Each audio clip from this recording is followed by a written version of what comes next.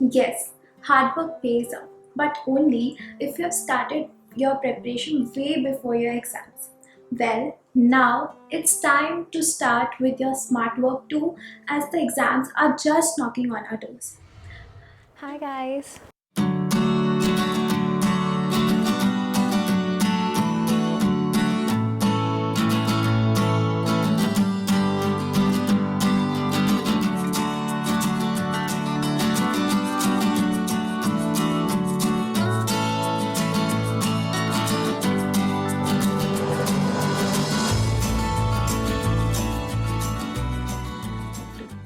Often, when we sit to study, we skip from one subject to another and we waste a lot of time. जैसे मैं mathematics पढ़ने बैठी तो मैं accounts को मुझे लगता है कि अकाउंट्स ज़्यादा इंपॉर्टेंट है and I shift to that then from accounts to law and eventually I end up doing nothing and बहुत ज़्यादा पैनिक किंग सिचुएशन हो जाता है एंड यू आर लाइक कुछ नहीं हो सकता, कुछ नहीं हो सकता. Well, this is the time when you need to start getting organised. ठीक है, when you need to get organised. So अब क्या, कैसे, कब, क्या करें. ठीक है, तो for this you need to listen to me. मैं आपको ये नहीं बता रही कि प्लान क्या होना चाहिए आपका, मैं आपको बता रही हूँ कि प्लान कैसे करना है.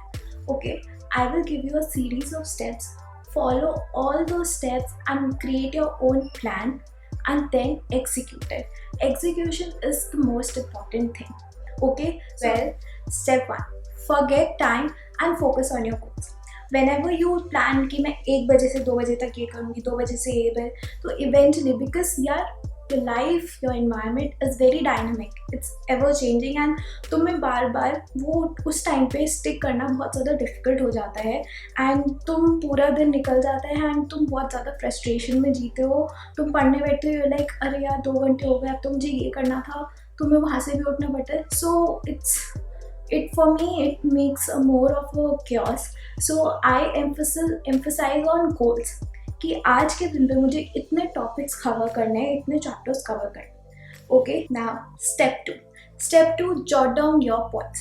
You can do this by आप पूरा बुक निकाल के अपने हाथ से लिखो सारे के सारे पॉइंट्स, और you can directly download the PDF from the ICI website. So you have an entire overview of your syllabus of all the subjects in one hand. Okay, then comes step 3. Step 3 is mark done. In this step, you have to tick mark all the chapters that you have completed. Now, how can you consider a chapter completed?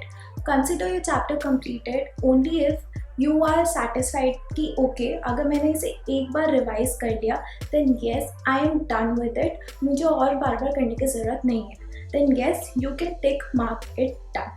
Okay, then step 4, analyze. Now, the rule of this step is to not panic. Okay, to not panic at all.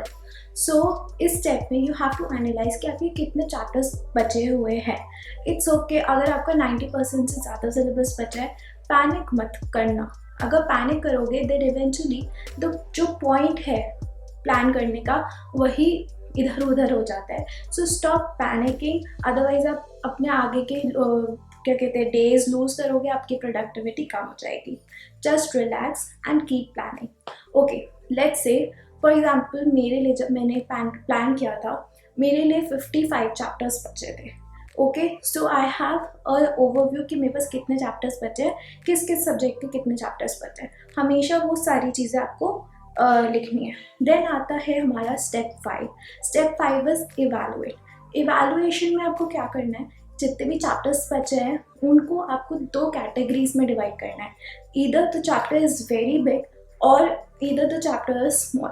ठीक है, so you have 2 categories of big chapters and small chapters from different subjects.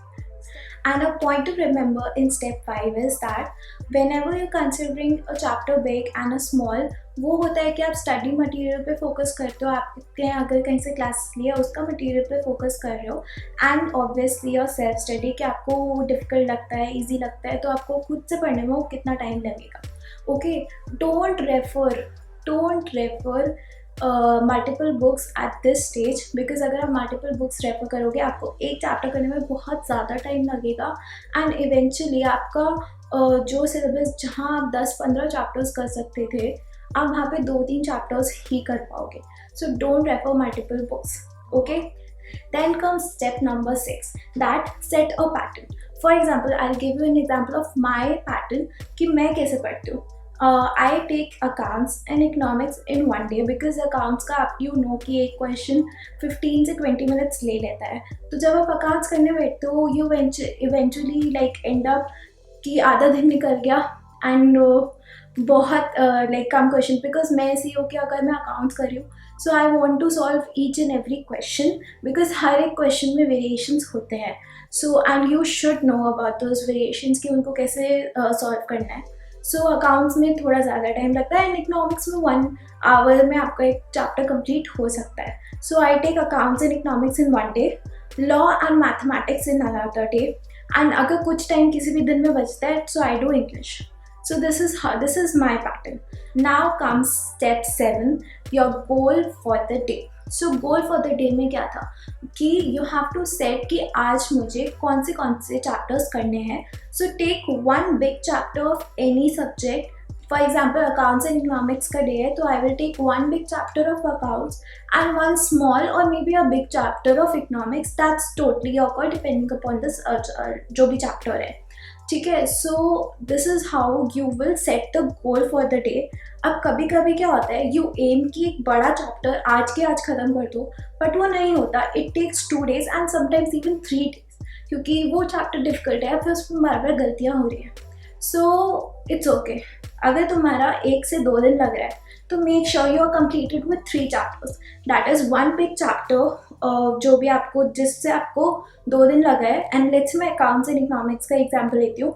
बड़ा accounts का chapter था तो मैंने accounts में 2 दिन लगाए, तो इकोनॉमिक्स के भी 2 चैप्टर्स कंप्लीट होने चाहिए. ओके, सो इन टोटल 2 दिन में 3 चैप्टर्स आपके कंप्लीट हो गए. Done. And the last and the most important point जिसके बारे में मैंने पहले भी बोला था is quit social media and if you can just wake up at 5 AM and start studying. Wake up at 5 का मैं रीज़न बता देती हूँ. That is because when you wake up at 5 you have nothing to do. ठीक है, and you start and you seat to study. ठीक है, उसके बाद तुम्हारा एक फ्लो बन जाता है पढ़ने का एंड तुम्हारा सुबह 6 से 8 घंटे कैसे तुम पढ़ लेते हो तुम रियलाइज़ भी नहीं करते हो. So trust me, if you can wake up at 5 do it and quit social media. I have to my next video will be on why you should quit social media.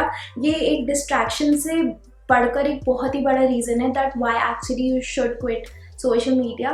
I know मैं खुद एक social media platform पे बैठ के बात बोल रही हूँ, but yes this is important if you are a student and अगर तुम एक CA student हो तब तो बहुत ही ज़्यादा important है because you involve a lot of study and you should be happy when you are studying.